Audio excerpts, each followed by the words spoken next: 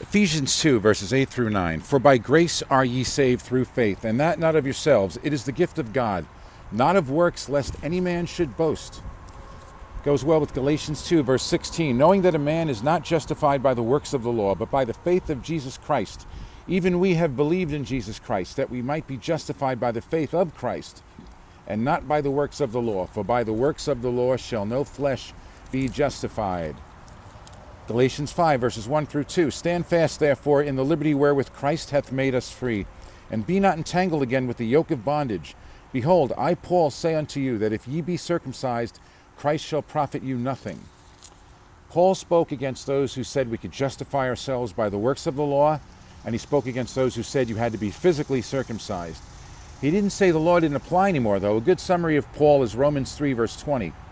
Therefore, by the deeds of the law there shall no flesh be justified in his sight. Amen. For by the law is the knowledge of sin. The law shows us what sin is so we could not sin. Sin is a transgression of the law. 1 John 3, verse 4. Should we sin? Verse 31 of Romans 3.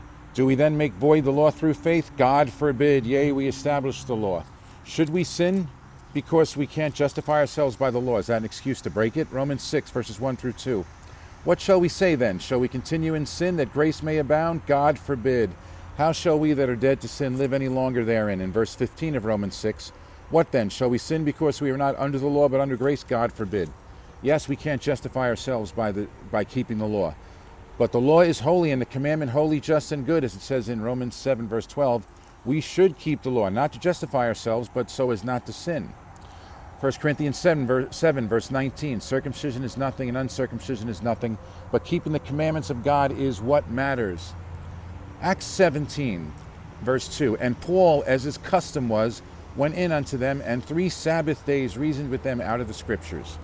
We don't keep the law to justify ourselves, but we shouldn't sin, as Paul clearly said in Romans 6. For those of you following the example of Paul and keeping the Sabbath, have a blessed, joyous Sabbath. Peace, everyone. Stay sane.